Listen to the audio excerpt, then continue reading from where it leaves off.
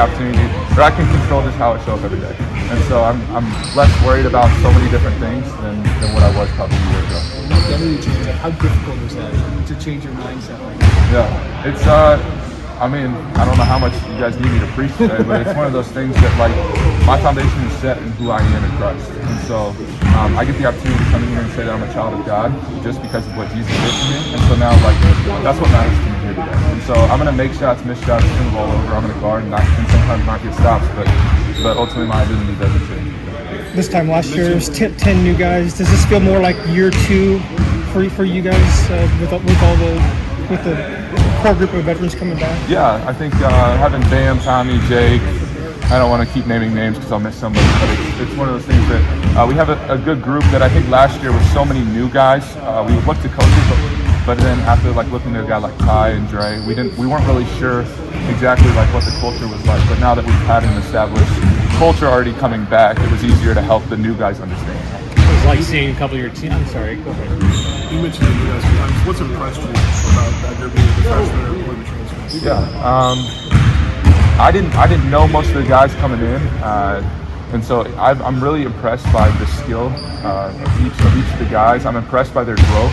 A lot of guys putting on a lot of weight. I mean, Flex has done a great job with transformation on so many different people. I've been impressed by their skill and their ability to show up every day and just do what's right. What was it like watching a couple of your teammates go in the first round? Oh, that was so exciting. We were up watching it in the team room together, and when KJ got called, we just exploded. I'm incredibly excited for KJ and Will, excited for where they're at and what they're doing, and it was such fun. I mean, after having a whole year with those guys, to see them flourish at what they're at. I guess, what do you feel like you've accomplished as a team this summer, even with Alabama for us? Yeah, I think we've been able to put in a lot of just the fundamental ideas of what we want to do offensively and defensively. And I think that as we start to get into some of the technical stuff of how once everybody's here, I think we have a really great foundation for how we're going to move forward. Is it tough knowing like there's still like two more guys that you have to work in, or you just can't get them here yet? Yeah, I would say it's difficult to know. I mean, I don't know. I mean, I've talked to some of those guys, or both of them, a little bit, but I don't know much about how that's going to work. We're just excited for when they eventually get over here. We're going to see how they're going to fit in. Can you tell us about Andre? Oh, incredibly skilled, crafted. He's a guy that shows up like a professional. That he's a very consistent dude when he shows up. Brings some years of experience playing at Cal and Stanford, but then also a guy that's just really good at what he does.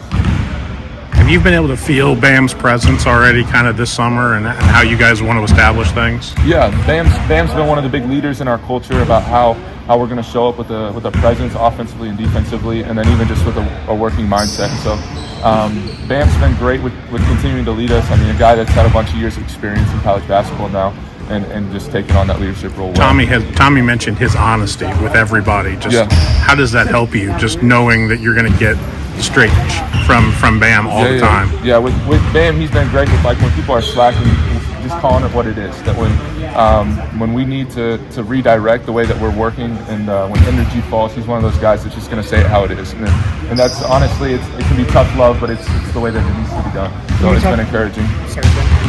When we talked to you in the locker room in Milwaukee, you weren't really sure what your future held. What happened between then and now to put you back in this position where you're at now? Yeah, I think in Milwaukee, I kind of knew what I was going to do, but just the emotion and just where I was on that day, I was just kind of soaking in what the end of that season or whatever. And so when it came time to, once I took a few days, came time to make a decision, I knew when I was going to go back to college, I was coming back to Illinois. Kind of talk about just the work he's been on his jump shot in the summers. What do you guys talk about when it comes to shooting? You break it down with each other and you point out little things? Yeah. I mean, Kylan talked a bunch about confidence, and Jake and I even talked about this yesterday. Like, we're actually all really good shooters, and sometimes it just comes down to confidence. And the big motto that Jake and I have is, like, when things get hard, like, we need to shoot less and go on more walks. You know, that it's just like there's ebbs and flows that we're going to experience, but Kylan and his group, we're a bunch of really good shooters, and I'm excited to see how that's going to go.